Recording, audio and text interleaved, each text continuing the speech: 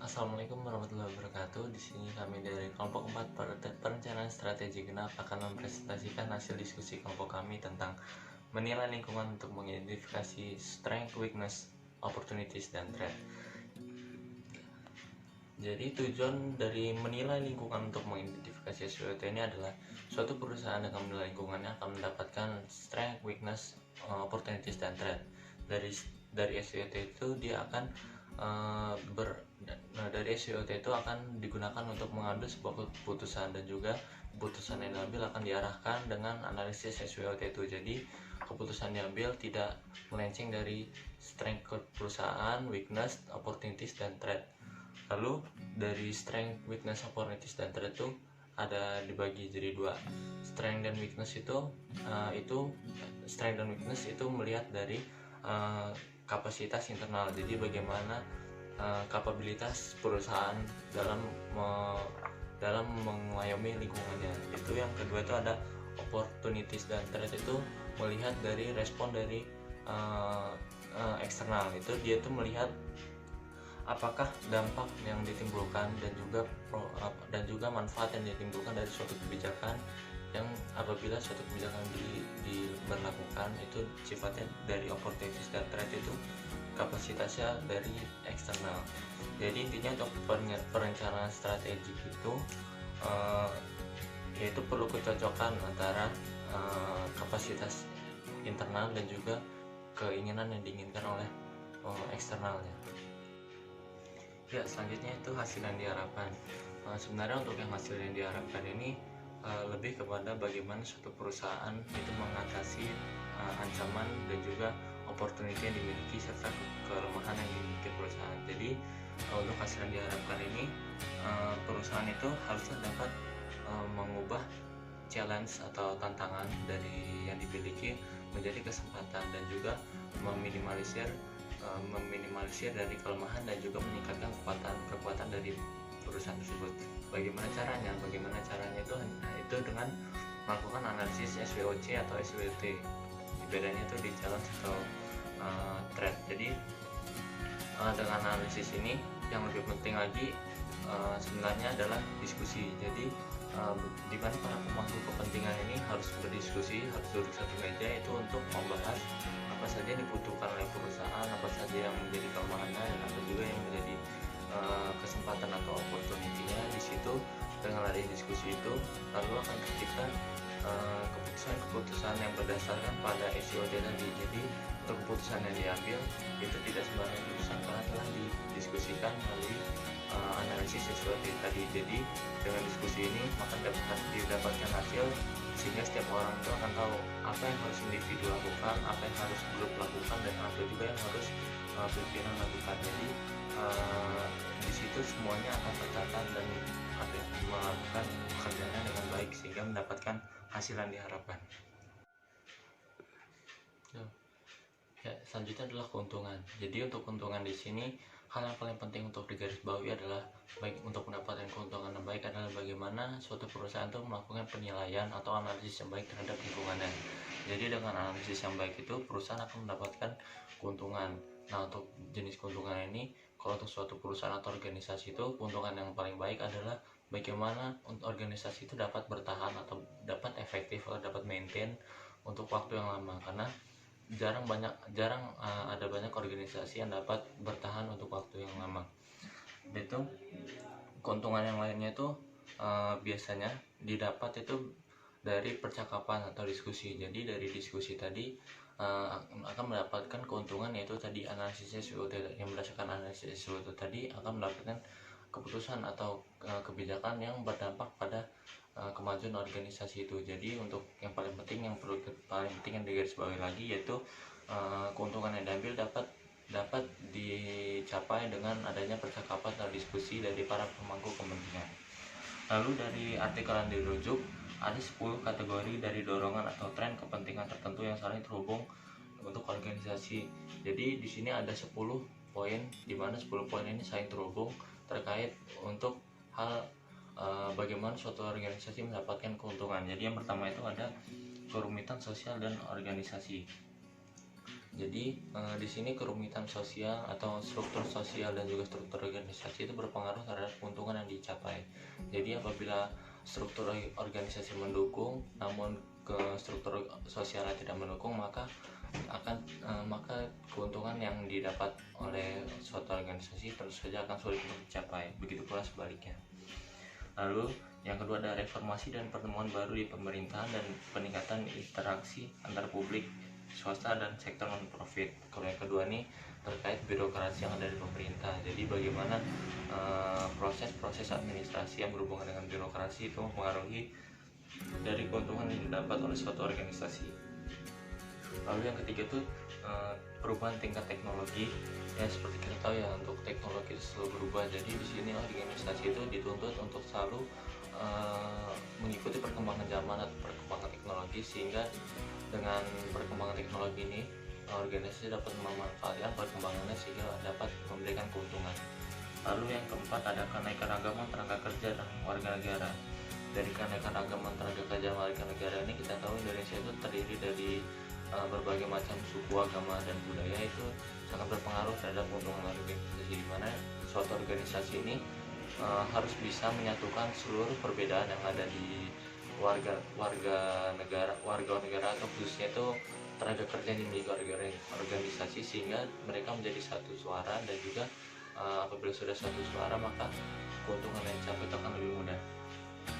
Lalu yang kelima tuh individualisme, tanggung jawab personal, dan jiwa nasionalisme. Jadi untuk yang kelima ini kita harus mengetahui, tadi juga sudah disebutkan sebenarnya hampir sama kayak nomor 4, yaitu setiap individu itu memiliki sifat atau ego masing-masing, sehingga di situ di mana suatu organisasi ini kita harus bisa menyatukan dari ego tersebut, sehingga untuk mencapai tujuan itu lebih mudah dengan menyatukan ego tersebut. Dan juga harus ada tanggung jawab personal, yaitu bagaimana seseorang itu harus memiliki rasa tanggung jawab di dirinya, sehingga mereka sama-sama ingin memajukan organisasi.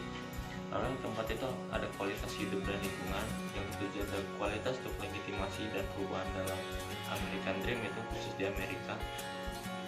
Lalu yang delapan tuh ada budaya takut. Budaya takut ini tadi berhubungan dengan SWOT tadi. Jadi kan tadi ada threat atau challenge. Nah di sini untuk di budaya takut ini suatu organisasi itu harus menghilangkan budaya takutnya untuk mendapatkan hasil terbaik. Jadi tadi kan ada opportunities, ada threat, ada challenge. Nah jadi threat dan challenge ini suatu organisasi harus berani mengambil keputusan untuk mendapatkan hasil terbaik. Lalu yang ke-9 tuh ada penekanan pada pembelajaran. Lalu yang terakhir itu ada transisi dengan kontinuitas, bukan revolusi. Mungkin itu saja yang dapat saya sampaikan. Selanjutnya akan disampaikan oleh kawan saya. Wassalamualaikum warahmatullahi wabarakatuh. Lingkungan internal. Tujuan dari bagian kedua dari langkah 4 adalah untuk menilai internal organisasi, untuk mengidentifikasi kekuatan dan kelemahannya, yaitu aspek-aspek organisasi yang membantu atau menghambat pencapaian misi organisasi dan pemenuhan mandatnya. 3 kategori utama yang nilai adalah elemen dasar dari model sistem sederhana, sumber-sumber daya atau input, strategi saat ini atau proses, dan kinerja atau output. Tidak hanya kategori ini dasar untuk setiap nilai organisasi internal, mereka juga adalah kategori mendasar di mana sistem informasi manajemen yang efektif harus dibangun. Selain itu, organisasi umumnya tidak dapat mengatakan secara ringkas apa strategi mereka saat ini. Berdasarkan proses bisnis atau berdasarkan fungsi, salah satu hal terpenting yang dapat dilakukan oleh tim perencanaan strategi adalah dengan mengartikulasi dengan jelas strategi apa yang saat ini dipraktikkan organisasi. Proses penilaian. Berikut adalah 2 teknik untuk melakukan analisis SWOT. 1. Latihan organisasi tertinggi, rendah, dan tema. Teknik yang sangat berguna untuk membantu organisasi menilai kekuatan, kelemahan, peluang, dan tantangan dalam konteks historis adalah latihan tertinggi, terendah, dan latihan tema. Latihan tertinggi, terendah, dan tema terdiri dari langkah-langkah berikut. Secara khusus, mintalah kelompok berspekulasi tentang peluang dan tantangan di masa depan dan kekuatan yang mungkin harus digunakan organisasi untuk mengatasinya dan kelemahan yang mungkin dihadapi saat melakukannya. Tema, pola, dan strategi apa dari masa lalu yang ingin dilihat oleh kelompok untuk diproyeksi ke masa depan. Kelompok mana yang ingin dilihat proyeksinya? Tema baru apa yang dilihat oleh grup? Salah satu contoh kegunaan dari latihan ini diberikan oleh organisasi nirlaba yang sukses secara umum di Inggris, yang tujuan untuk menanganinya kebutuhan anak-anak yang pelindung atau anggota keluarga kerajaan.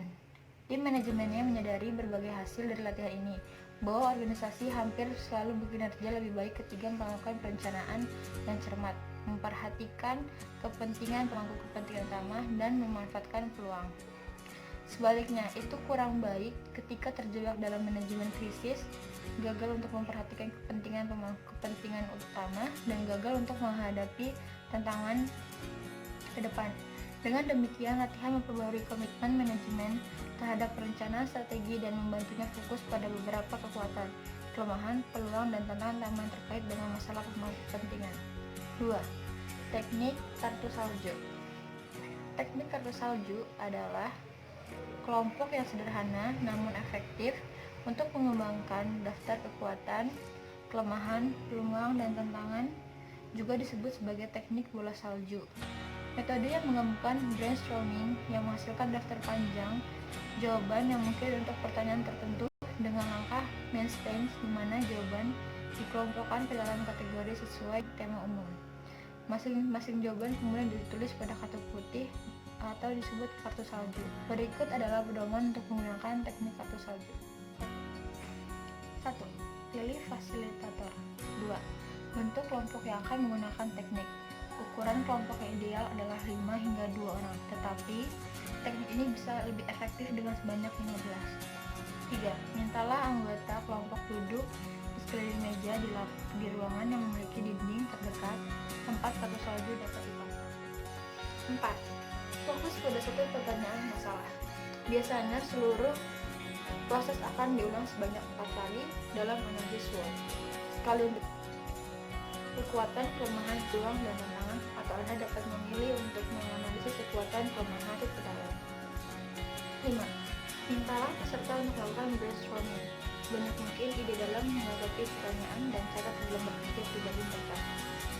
6. Mintalah setiap orang untuk memilih 5-7 item terbaik dari lembaran kerjanya masing-masing dan tuliskan masing-masing dalam kartu salju terpisah.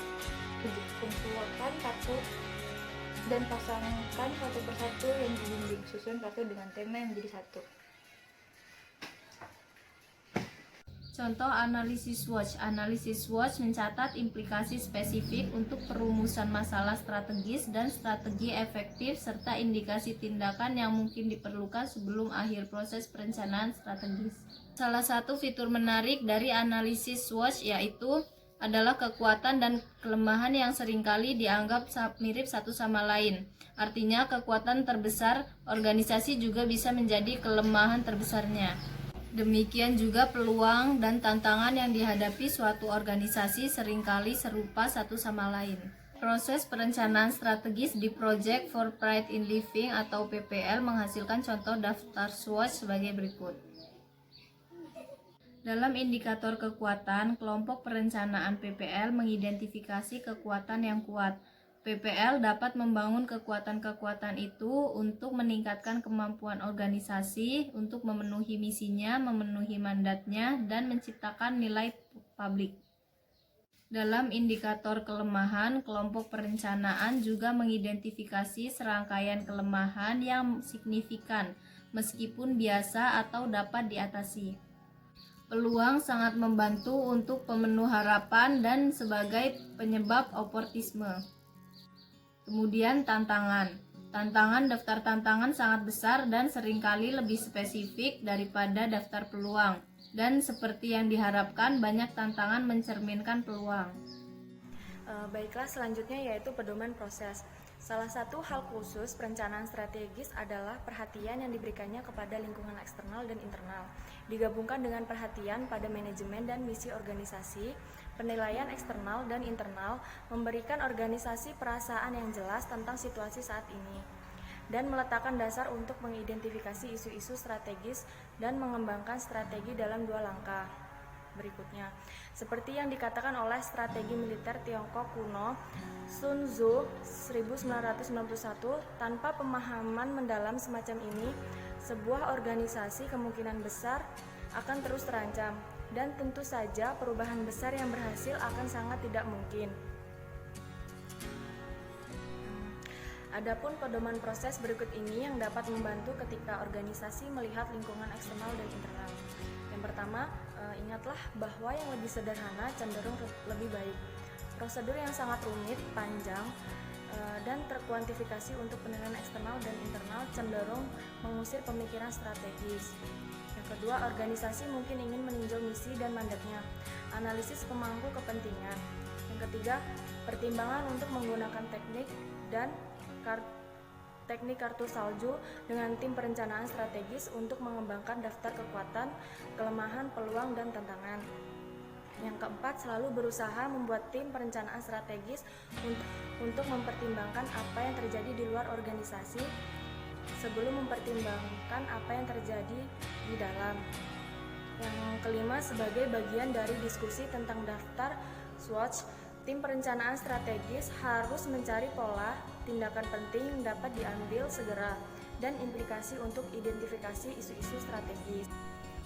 Yang selanjutnya yaitu analisis lanjutan dari analisis SWOT yang dikembangkan oleh tim perencanaan strategis hampir selalu merupakan ide yang baik. Membangun model logika yang menangkap penalaran yang jelas dan rantai sebab akibat yang dirasakan di balik proses dan strategi organisasi yang ada bisa sangat instruktif. Yang selanjutnya, organisasi harus mengambil tindakan secepat mungkin pada barang-barang yang dimiliki informasi yang cukup. Yang selanjutnya, organisasi harus mempertimbangkan melembagakan analisis SWOT secara berkala.